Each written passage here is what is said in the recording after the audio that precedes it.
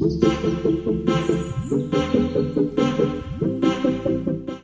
guys, welcome back. Ngasi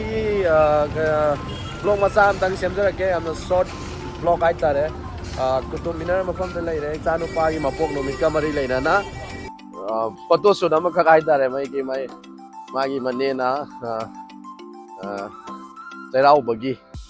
kudol tambirakpa maitai gi magi visual haitare ahan do keno do aina Kutub Minar da kitang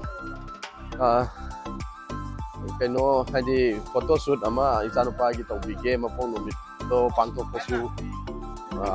kudong chate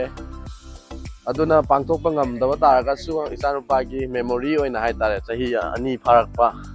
chida memory thambige na ina keno tawbane ubibane mama ga ado ichanupa ta saida mangre ga ramta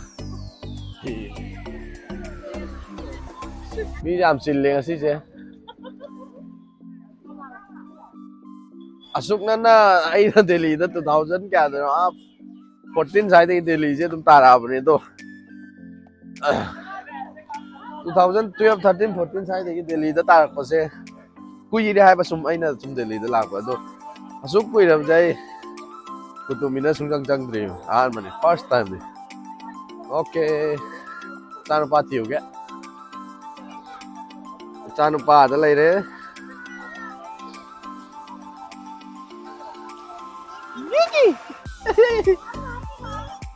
Ay chanu pagi dress sine pagi mapong numit ki mani na thodi bane hi tara hi guys hayo ding dago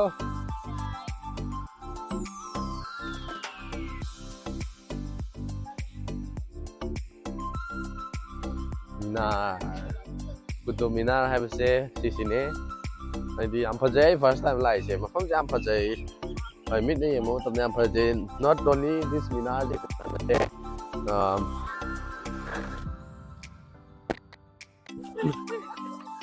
tu gane ba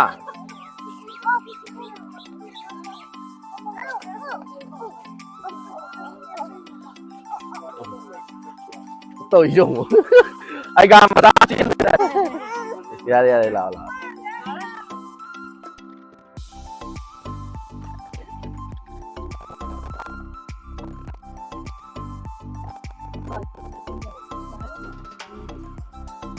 ai chanu pa je mayam ngau na re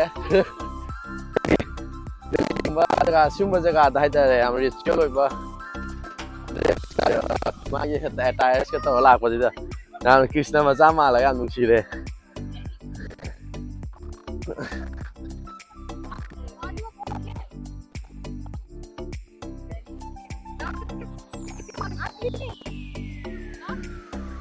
Yang na re ba si ang je la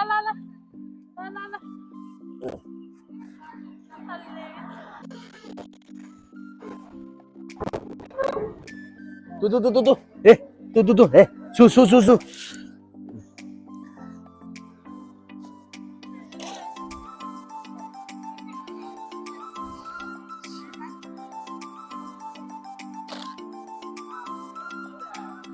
mama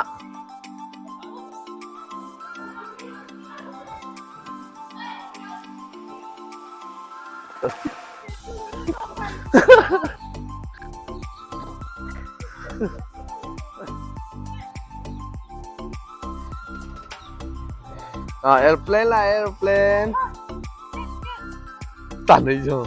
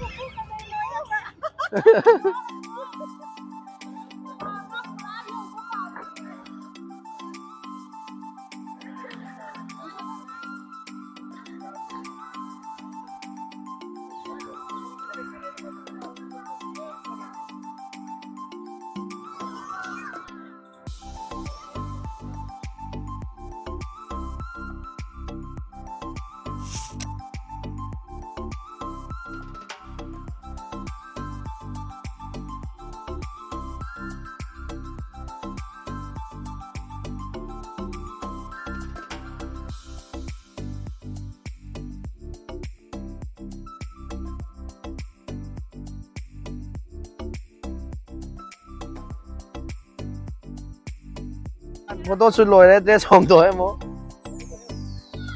tất cả gì gracias gracias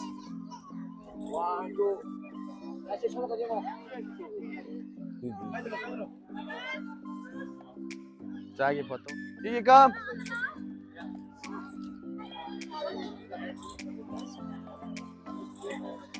na mayam ngasigi vlog atin ba sini batang sida ngasi magi photo shoot itan pagi lakone Gigi lao Gigi Ramesh lao Gigi lao Gigi tu